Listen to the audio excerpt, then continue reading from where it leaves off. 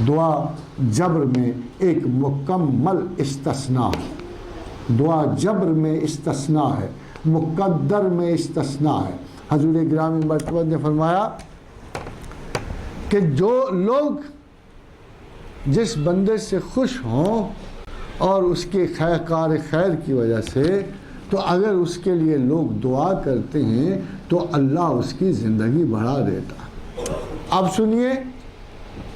کہ لوگوں کا تو خیال یہ کہ زندگی بڑھ ہی نہیں سکتی، اور ادھر رسول اکرم صلی اللہ علیہ وسلم فرماتے ہیں کہ اللہ اس شخص کی زندگی بڑھا دیتا ہے کہ جو لوگ جس کے لیے مسلسل دعا فرماتے ہیں۔ اب سنیے خداوند کریم نے کہ دعا بلا کو ٹالتی ہے، اور اس کے 3 فیزز ہیں، 3 آسپیکٹس ہیں۔ ایک تو آنے والی رک جاتی ہے، جو بلا آنے والی ہے رک جاتی ہے، جو آ جاتی ہے تھم تھم کے گزر جاتی ہے، جو آ چکی ہوتی ہے اس کے ثواب میں آپ کو فائدہ، اس کے تحمل میں۔ مصیبت میں انسان 2 طرح سے گزرتا ہے، مصیبت میں مصیبت کا پورا اثر لے کے گزرتا ہے، شوگر لے کے گزرتا ہے، بلڈ پریشر لے کے گزرتا ہے، گردے خراب کر کے گزرتا ہے۔ جب اللہ کے ساتھ نہیں ہو آپ تو بھی آپ مصیبت سے گزرو گے، اللہ کے ساتھ بھی مصیبت سے گزرو گے۔ فرق یہ ہے کہ اگر اللہ کے بغیر گزرے گے تو ڈیمیج کر کے گزرو گے اپنے آپ کو، کوئی بڑے سے بڑا ڈیمیج تمہیں ہو چکا ہوگا، جسم کی بربادی کر کے گزرو گے، ایسی بلائیں لے کے نکلو گے کہ پھر وہ لمحہ مرگ تک آپ سے درست نہ ہوں گی۔ اور اگر اللہ کے ساتھ گزرو گے تو آپ انٹچڈ گزرو گے، بلاؤں سے محفوظ گزرو گے۔ رسیدہ بود بلائے ولے بخیر گزشت، پہنچتی ہے مصیبت سے گریز نہیں، اللہ خود جو پہنچاتا ہے۔ وَلَنَبْلُوَنَّكُمْ بِالشَّيْءٍ مِّنَ الْخَوْفِ وَالْجُوعِ وَنَقْصٍ مِّنَ الْأَمْوَالِ وَالْأَنفُسِ وَالثَّمَرَاتِ، بلا شبہ ہم تمہیں آزمائیں گے، خوف سے، بھوک سے، نقص اموال سے، پھلوں سے، اولاد لے کر، کسی کی عزت لے کے، کسی کو جان کا خوف دے کے، کسی کے دشمن تک ہم ضرور آزمائیں گے۔ ٹوٹل فیئر نہیں ڈالیں گے، ٹوٹل فیئر تو کوئی نہیں سہار سکتا، جزوی غم ضرور ڈالیں گے، جزوی خوف ضرور ڈالیں گے۔ پھر تمہارا کیا رویہ ہونا چاہیے؟ کیا رویہ ہونا چاہیے؟ اگر تمہارا ایک سادہ سا رویہ ہے تو یہ نہیں کہا، دیکھو مصیبتوں میں گھرے ہوئے آدمی کو یہ نہیں کہا کہ تم پہ لعنت ہو، تم مصیبت کے سزاوار تھے،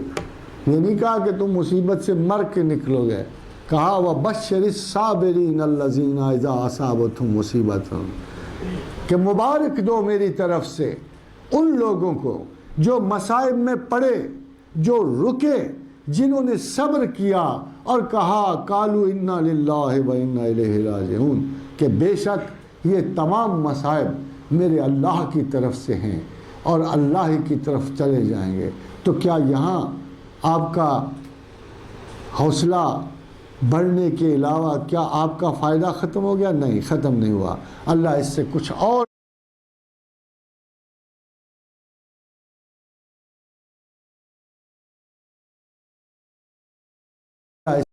اور آگے جاتے ہیں، فرماتے ہیں جن لوگوں نے یہ ایٹیچیوڈ اختیار کیا، جن لوگوں نے یہ دعا مانگی، یہ تصوف کی سب سے بڑی اپروچ ہے، انا للہ و انا الیہ راجعون، کہ ہر غم و بلا و خوشی،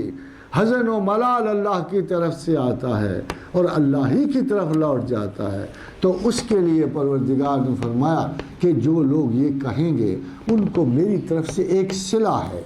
اولئک علیہم صلوات من ربہم ورحمہ، ان لوگوں پر میری طرف سے درود و سلام ہے،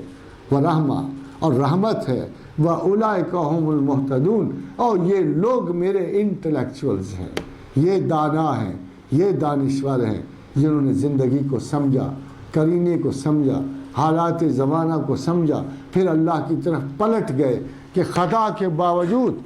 سزاوار ہونے کے باوجود they had one major confidence in God کہ ہمارا اللہ موجود ہے، بخشنے والا ہے، ہمیں بخش دے گا، ہمیں ہر حال میں اس کی طرف رجعت کرنی چاہیے۔